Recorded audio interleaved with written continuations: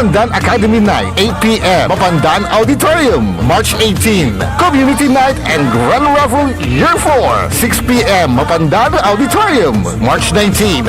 Feast of St. Joseph, 6 a.m. The Precreat Parish, Balikbayan Tour, 7 a.m. Cafe Medalo, Coras Manor and Garden, Balik Kabayan 2026, 7 p.m. Mapandan Auditorium, March 20. Smart Bingo Bonanza, 1 to 5 p.m. Mapandan Central School, Coronation Night, Mrs. Mapandan International 2026, 8 p.m. Mapandan Auditorium, March 21. Mapandan Zumba, 6 a.m. At Mapandan Auditorium, Street Dancing and Civic Parade, 4 p.m. Start at Nilubot Elementary School. Contest proper, 8 p.m. at Mapandan Auditorium, March 22. Kalutan 2026, Mapandan Street Party, 6 p.m. at Poblacion Pandan Avenue, from Mapandan Town Center to Mapandan Public Plaza. Kalila, Malikit and Mapandan, Pandan Festival 2026. May K ang Mapanday niyan. Magdiwang Mapandan! Magdiwang Mapandan! Hindi ba napapansin ang inyong negosyo, mga kapaborito? Abay, magpa-advertise ka na!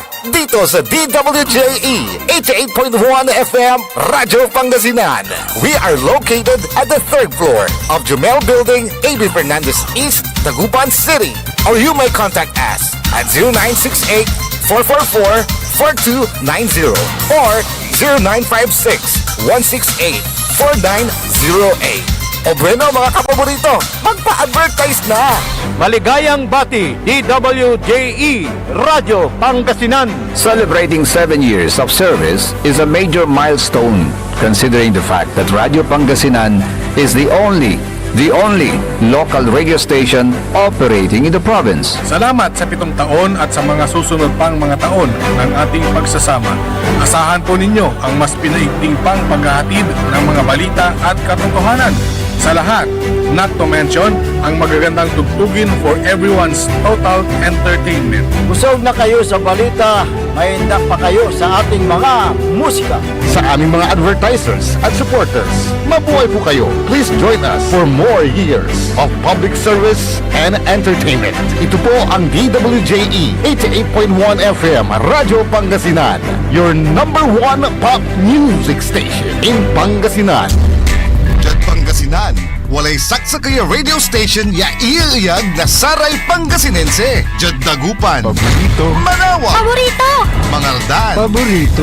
San Fabian, Paborito! Diyan sa Nasin, Paborito. Aya, so 88.1 Radyo Pangasinan. This is Pangasinan Gulf Waves Network Corporation in Dagupan City. DWJE 88.1 FM Radyo Pangasinan. Ang susunod na programa ay rated GP. GP? Ano yun? Garantisadong pampaborito! Ang inyong mapapakinggan ay isang bayad na programa. Anumang opinyon, balita o pahayag ay walang kinalaman ang himpilang ito. PAM Sabinmalay! PAM Sabinmalay! Paninilbihan, agresibo, matapat para sa mabilis na ikauunlad ng bayan tuwing Lunes, Merkules at Biyernes alas 8:30 hanggang alas 9 ng umaga. PAM Sabinmalay! Dito lamang sa inyong paboritong himpilan. DWJE 88.1 FM Radyo Pangasinan. PAM Sabinmalay!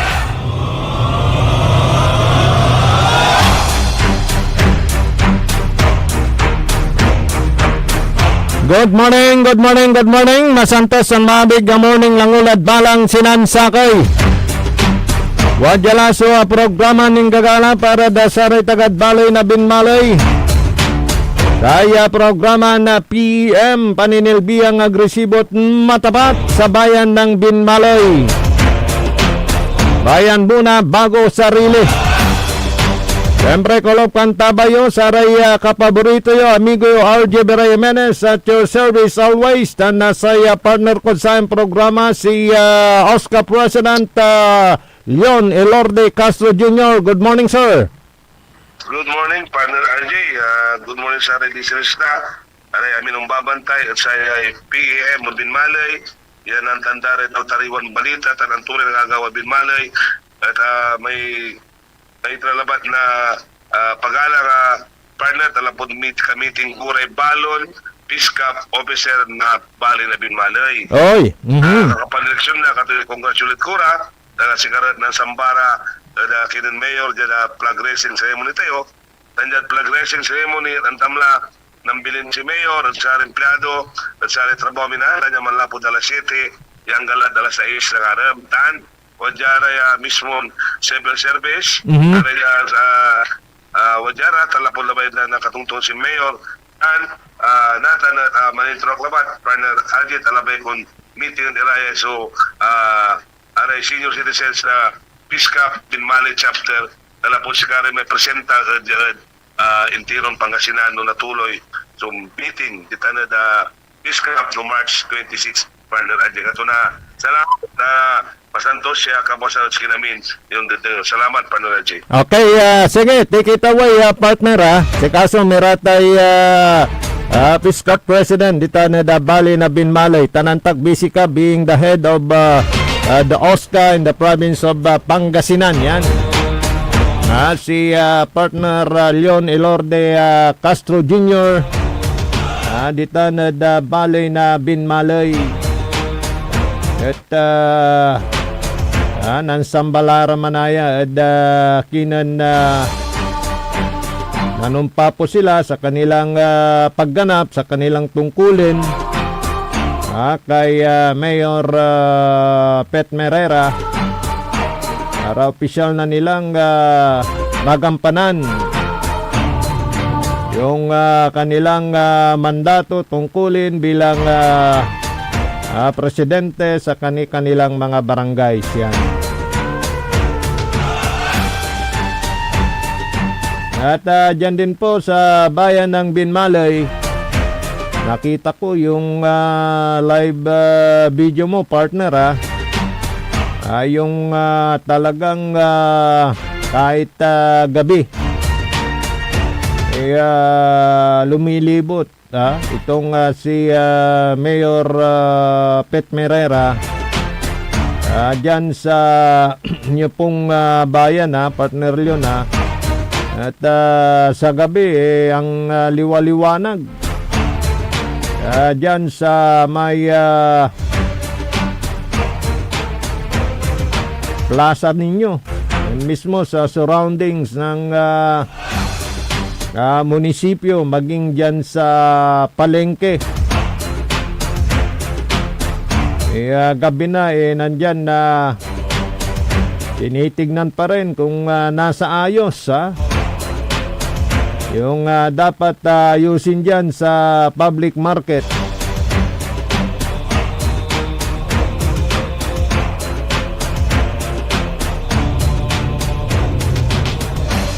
Good morning sa mga taga Barangay Caloocan Norte, Insan Philip Tigno, at si Insan Ray dyan sa Binmalay. Nun din si anong pangalan na nito, Chopilo, dyan sa may Nansangaan, at si Gaspar family dyan sa Kalit. Barangay Captain Will Soriano ng Barangay Papagayan. At dyan din sa may parte ng Pulong, Baybay Pulong, kay Vice Mayor Taktak mo, Maminta. Yan. Katuwang ni Mayor Pet Merera sa pagbibigay serbisyo sa kanilang mga kababayan. At sa napakalaking income na ninyo ngayon na in return yung mga basic needs at basic services dyan sa bayan ng Binmalay, inyo na pong naibibigay yan. Dahil siyempre ayon na kay Mayor, kailangan talaga na kung ano yung naayon sa batas, yan, na pagtupad sa tungkulin, yun naman ang kanyang pinapatupad at ginagawa dyan sa may bayan ng Binmalay. At sa ating panayam nga sa kanya nung nakarang araw, kanyang sinabi na nagbunga na yung kanilang pagpapatupad ng mga dapat na bayaran, singilin sa mga negosyante at sa kanyang sa mga buwis na binabayaran ng taong bayan at negosyante diyan sa bayan ng Binmalay. Napakalaki yung iniangat ng inyo pong income diyan sa bayan ng Binmalay at talagang makikita natin na lumaki. Ayon kay Mayor Pet Merera sa kanyang pagsasalita dyan ho sa may ginanap na 100 days accomplishment report ng kanilang chief of police. Kanyang sinambit po dyan ang kalagayan ngayon ng Binmalay kumpara noon. At ito, inaanap natin yung kanyang sinabi tungkol dyan sa pagangat ng kanilang income dyan sa bayan ng Binmalay at kung paano ito naging ganun kalaki. Ito, pakinggan po natin. Tulad na sinasabi ko nga sa inyo noon. Ito, sandali lang at hanapin natin yung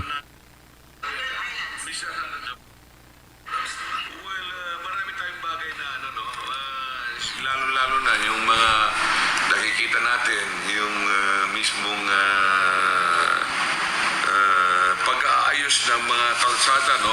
Yung mga nandyan na stalled vehicles at araw-araw na sinasabihan ko ang ating hepe na implement the ordinance here in Binmalay. Kung makikita nyo, pati helmet, pati yung mga vest, inuhuli sila. Sa dahilan, gusto ko may-safe yung mga motorist na nandyan sa ating mismong daan, lalo na sa highway, no? Kaya dapat lang, at pati yung mga mismong property tax, tinitignan ko yan kung sino hindi nakakabayad at puntahan nyo.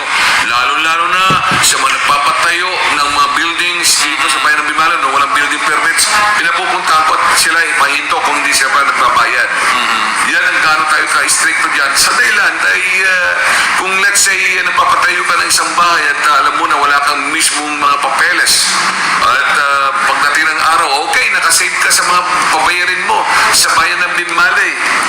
What if pagdating ng araw, nagkaroon ka ng magandang negosyo at gusto mong isanla yung bahay mo? Sa palagay mo ba na isasanla mo? Hindi makakatulong sa iyo dahil wala sa kakulangan ng sa kakulangan ng papeles. At saka kung titignan natin yan, marami pa rin dahilan kung bakit tinitignan natin yan. Unang-una, karamihan sa mga nagpapatayo ay carpenter staff. Ibig sabihin, through imagination ng isang carpenter dahil sa dahilan na sa experience niya. Pero kung titignan natin, mas higit na kailangan na i-drawing ng isang engineer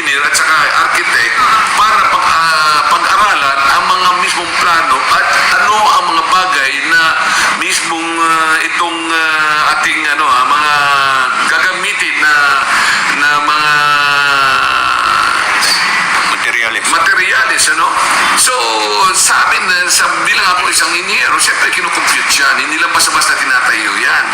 Kung magkaroon ng lindol, o di kayo magkaroon ng sunog, sa palagay mo ba, yung pag pinagpapatayo mo ng isang building, wala ka bang, mismong pananagutan sa mga kapitbahay mo? Nasunog yung bahay mo sa dahilan na walang mga building permit. So, yun ang kung bakit tinitignan ko yan. Dahil yan ay makakatulong sa kanila. At lahat, pati dito, no? Kung titignan nyo, lahat ng dito sa mga projects ng bayan ng Binmale, tinitignan yan. Marami na akong niliquidate damages na contractor, pati supplier na niliquidate damages yan. Sa dahilan, anong dahilan? Dahil hindi sila sumusunod. Sa akala nila kung nandito sila, pwede sila, hindi pa pwede yan. Hindi ko kailangan yung mga bagay na gusto nilang iabot sa akin. Ang kailangan ko, yung maganda na trabaho dito sa bayan ng Binmale. Marami pa. Ngayon, pinagtitignan ko kung anong gagawin ko. Yung sa mga mismong palaisdaan na hindi nagpabayad ng tax. Marami pa dyan. Kaya sabi ko sa ating mga BPLO, lahat pati asisyo, tignan nyo to. At kailangan magbayad sila. Kung hindi, marami tayong mga bagay na gagawin dyan para at least lahat ay magbabayad dito sa bayan ng Binmale. Dahil yung pera na yan na pinagbabayaran nila, ay babalik din sa kanila yan. Makikita nila, marami na natutuwa sa mga barangay na liwanag ang kanilang mga lugar. So, kung yan ay pinagtutugunan ng pansin sa lahat ng mga, kahit maliit man o malaki, na sila magbabayad at magbabalik din sa kanila, sila rin ay matutuwa na magbayad ng mismong tax. Kaya yun ang mga dahilan kung bakit tumaas ang ating revenue dito at sa dahilan ay tinitignan natin lahat para magiging maayos at maganda ang lugar ng bayan ng Binmale. Marami pa rin ako na gusto kong mangyari dito sa bayan ng Binmale. At of course, nakikita natin maraming gustong mga franchise dito na gustong magtayo rito. So, ang nagiging problema nga ay mismo ating mga canals along the highway. At nakikipag-usap ako sa ating congressman kung saan mapondohan o di kaya kung saan man, ay gusto ko lang na may abot na yan ay mabigyan para dadami ang mga franchise, mga negosyante dito sa bayan ng Binmale. Kasi kung wala naman mga kanal along the highway, so saan itatapon ang kanilang mga dumi o di kaya mga bagay na panghugas o naman bagay na ginagamit nila sa loob ng isang establishmento. So lahat ay tinitignan natin yan, kumbaga ay mismo, pati yung mga national, sinusulatan natin sila. Kagaya ng Kurambang, i-stop ko yung nila, yung contractor, sabi ko, linisan niyo muna yung silong ng tulay dahil ang dumi-dumi at saka bakit hindi niyo man lang nilinisan niya, bakit kayo mga engineers ng district, bakit hinayaan niyo na ganun na lang? Hindi ako papayag dyan na mismo yung ginawa niyo ay papaya ko. Umpisan niyo, linisan niyo at saka ko mismo saka ko papayag na gagawin niyo yung mismong trabaho sa kabilang nila. Kaya nandyan yung mga paglilinis nila dahil siyempre tinitignan ko lahat yan, no? At ito yung katunayan na kung nakikita nyo yung mga traffic na yan dito sa Manat, pinag-aaralan ko lahat yan.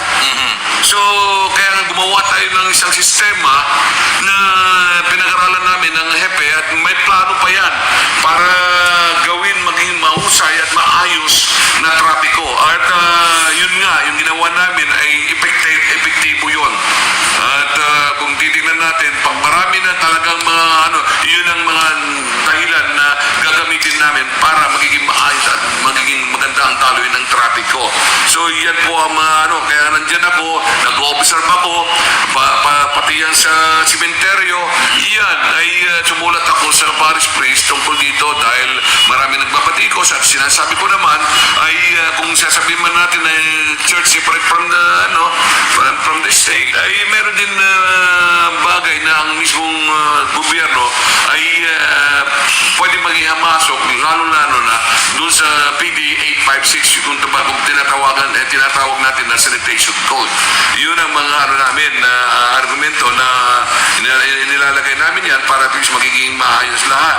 So, ibig sabihin yan ay kailangan ay pansinin, pati ito, pinuntahan ko yung mga dapat na puntahan dyan sa Balugo, yung mga daloy ng tubig, para at least titignan natin para yung mga mismong palaisdaan na yan ay mismo magkakaroon ng patubigan na papasok sa kanilang mga palaisdaan. So, dahil sila rin ay nagbabayad ng tax. Kaya titignan natin lahat yan para magiging maayos. So, yun po ay mga bagay na gusto natin i-abot sa ating mga kababayan dito para at least iayos natin lahat. Kung titignan nyo, yung mga papeles ng ito, inaayos ko lahat. Pati yan sa papagrian, yung national, yung housing, Kaya inaayos natin lahat yan, mga papeles. Kaya nandito lahat, kaya pinipicturan ko lahat yan, para magiging maayos lahat yan.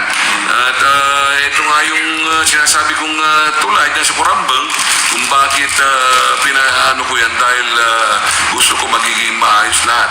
Kung hindi, wala nang silbi lahat.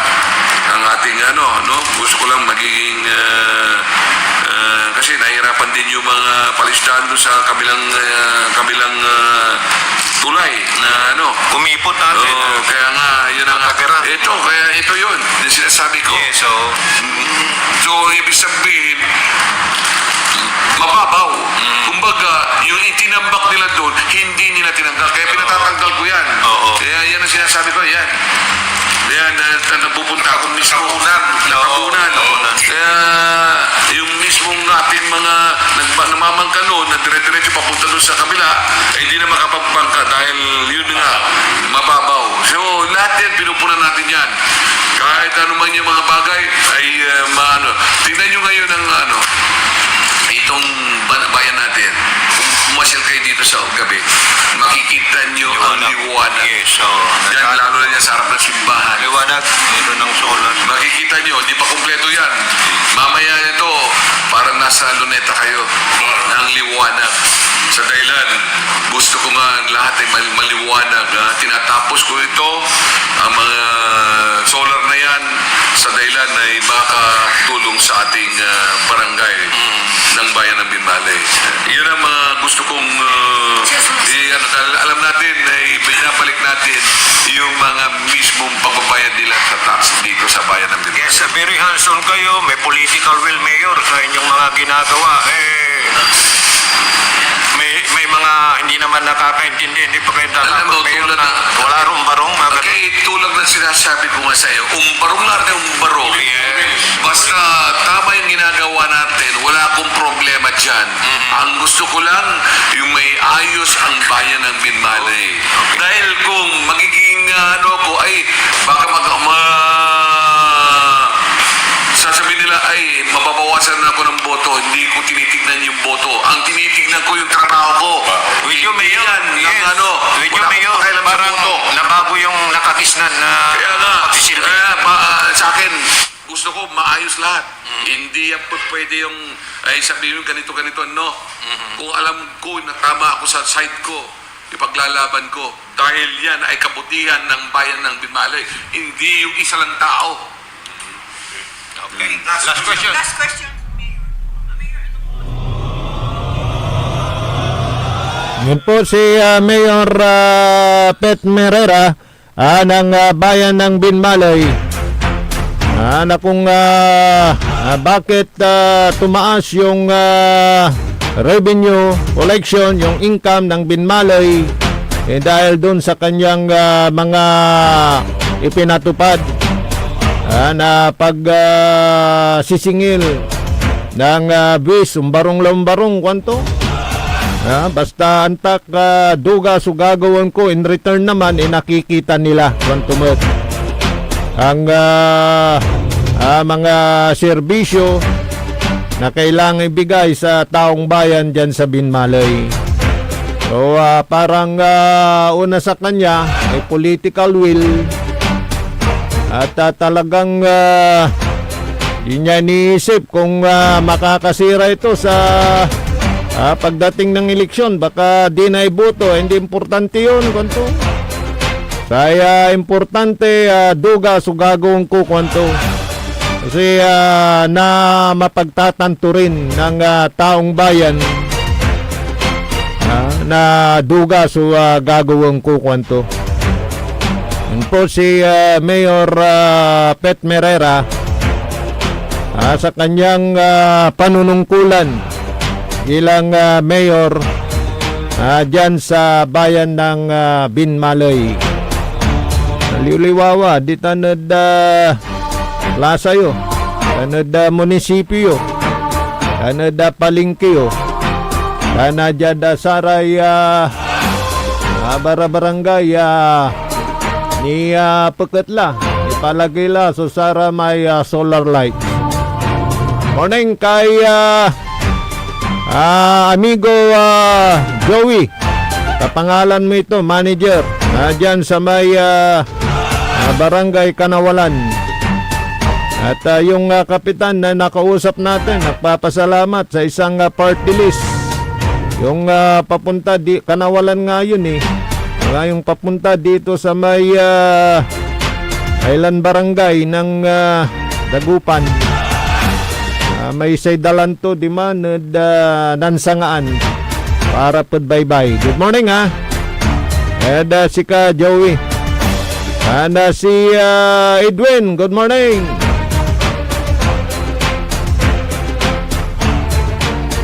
So yan po yung mga tinuran ni Mayor Pet Merera patungkol sa pag-angat ng kanilang income dyan sa bayan ng Binmalay. Nga pala, di na natin na-play yung kay Police Superintendent Lieutenant Colonel Saigo, Chief of Police ng bayan ng Binmalay sa mga susunod na pagtatanghala. Tungkol naman sa kanyang mga ginagawang hakban dyan, Oplan Kamalayan, para maprotektahan yung taong bayan dyan sa bayan ng Binmalay. So sa ngalan ng ating partner na si Leon Elorde Castro Jr. dito sa programang PEM, Paninilbiang Agresibo at Matapat sa bayan ng Binmalay.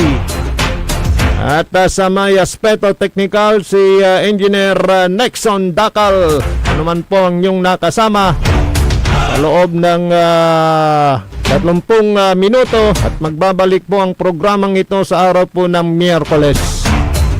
Amigo yo, RJ Beray Jimenez at your service always. May titilakak na masantos ang maabig ya oras at balang sinansakay. Ang inyong napakinggan ay isang bayad na programa. Anumang opinyon, balita o pahayag ay walang kinalaman ang himpilang ito. PAM sa Binmalay. PAM sa Binmalay. Paninilbihan. Agresibo.